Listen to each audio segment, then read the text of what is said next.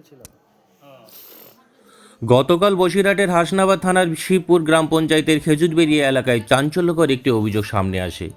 BJP নেত্রীর বাড়িতে ঢুকে তার বোনের উপর নিগ্রহ ও মারধরের অভিযোগ উঠেছে প্রতিবেশী এক তৃণমূল কর্মীর বিরুদ্ধে। অভিযোগ, সন্ধ্যার সময় বাড়িতে কেউ না থাকার সুযোগে অভিযুক্ত সুমন দাস হঠাৎ বাড়ির ভিতরে ঢুকে পড়ে এবং ওই মহিলার উপর চড়াও হয় ও অকথ্য ভাষায় গালাগালি করতে থাকে।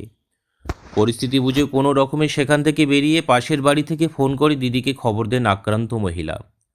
অভিযোগ, দিদি বাড়িতে ফিরে এলে তার উপরও হামলা চালানো হয় এবং মারধরে মাথায় চোট লাগে। পরে চিৎকার চেঁচামেচি শুনে স্থানীয়রা ছুটে এলে অভিযুক্ত এলাকা ছেড়ে পালিয়ে যায় বলেও দাবি। আহত দুই বোনকে দ্রুত টাকি গ্রামীণ হাসপাতালে নিয়ে যাওয়া হয়। এই ঘটনাকে ঘিরে এলাকায় ব্যাপক চাঞ্চল্য ছড়িয়েছে। আক্রান্ত পরিবার জানিয়েছে তারা হাসনাবাদ থানায় লিখিত অভিযোগ দায়ের করবে।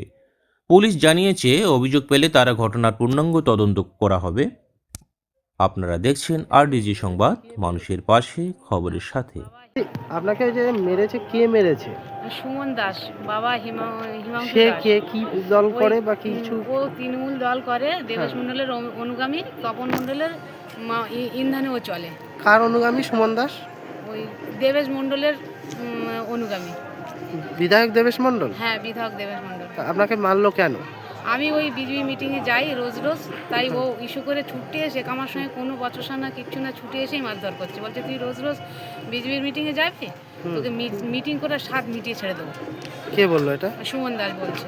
আচ্ছা, তারপরে আপনাকে মারধর করে? তারপর আমাকে চুলের মুঠি ধরে ওই ইটের রাস্তায় শুয়ে ফেলে ইট দিয়ে মাথায় মারে, পিঠে মারে, বুকে মারে, হাঁটুতে মারে, ওখান থেকে পাছড়া নিয়ে আবার ওই মাঠের মধ্যে ফেলে দেয়।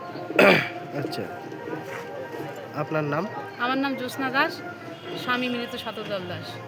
সরস্বতী, কি ব্যাপার? আপনি আজ থানায়, হাসনাবাদ থানায় দেখছি আপনাকে, মানে কি ব্যাপারটা কি খুলে বলবেন? হ্যাঁ, নিশ্চয়ই বলবো। আজ রূপমারি অঞ্চল 144 নম্বর বুথে আমরা মাতৃশক্তি এবং শক্তি কেন্দ্রের প্রমুখ, ইনচার্জ, শক্তি কেন্দ্রের লিডার এবং তাছাড়াও বুথ সভাপতি, ওখানকার স্থানীয় লোকজন নিয়ে আমরা একটা মিটিং করছিলাম। সেই মিটিংয়ে জ্যোৎস্নাদি ছিল, জ্যোৎস্না দাস, নন্দিতা দাসের দিদি উপস্থিত ছিল। মিটিং চলাকালীন একটা ফোন যায়, দিদি তুই তাড়াতাড়ি বাড়িতে আয়, তৃণমূলের এই দুষ্কৃতীরা আমাকে ছিঁড়ে কেটে খেয়ে ফেললো। এখন জ্যোৎস্নাদি ওই সংবাদ পাওয়ার পরে সেখান থেকে চলে আসে।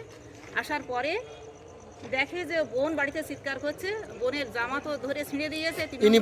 হ্যাঁ, এই বোন নন্দিতা দাস একাই ছিল বাড়িতে, মানে নোংরামি করার উদ্দেশ্যে এসেছিল, যেটা মানে এসব সুমন দাস বাড়িতে জোরজার করে ঢুকেছে। বলছি দিদি কোথায়? আমি বলছি দিদি যেখানে গেছে। হ্যাঁ, তো দিদি তারপরে? হ্যাঁ, তারপর মানে উদ্দেশ্য ছিল তো অসৎ উদ্দেশ্য, নোংরামি করাটাই ছিল উদ্দেশ্য একা পেয়ে, যেটা হয়ে আসছে। মানে আজ তো ধর্ষকরা উৎসাহিত, দিদি পুরস্কার দিচ্ছেন। এই বাংলায় যেটা হওয়া দরকার, ধর্ষকের শাস্তি হওয়া দরকার, কিন্তু ধর্ষক তো শাস্তি পায়নি। আজকে আমরা দেখছি পার্ক স্ট্রিট, কামদুনি, বারাসাত সব জায়গাতেই তো দেখলাম। এই বিচার, এই অফিসারের জন্যেই আজ এই তো বড় সাহস, আর সেই সাহসে আজ একা ঘরে পেয়ে মেয়ের সঙ্গে, ও বোনের সঙ্গে নোংরামি করার উদ্দেশ্য নিয়ে আজকে ঘরে ঢুকেছিল। কিন্তু সঙ্গে সঙ্গে জ্যোৎস্নাদি আসার পরে তারপর কোনো রকমে জ্যোৎস্নাদির উপরে ঝাঁপিয়ে পড়ে, সেখানে তাকে মারধর করে রক্তারক্তি অবস্থায় মাথা ফাটিয়ে দিয়েছে। সারা রাস্তায় তো আজকে মানে সেই রক্তের বন্যা বয়ে গেছে, দেখুন কি অবস্থা। এই মানে এটা চলছে যে বাংলায় লক্ষ্মী সুরক্ষিত নেই। এর আগে রূপমারি অঞ্চলে কয়েকটা ঘর আগুন দিয়ে ধরিয়ে দিয়েছে, রাতের অন্ধকারে লক্ষ্মীদের পুড়িয়ে মারা চক্রান্ত হয়েছে।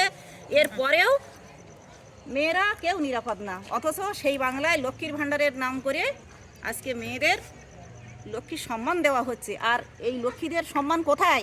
দিদিমণির উত্তর দেবেন না?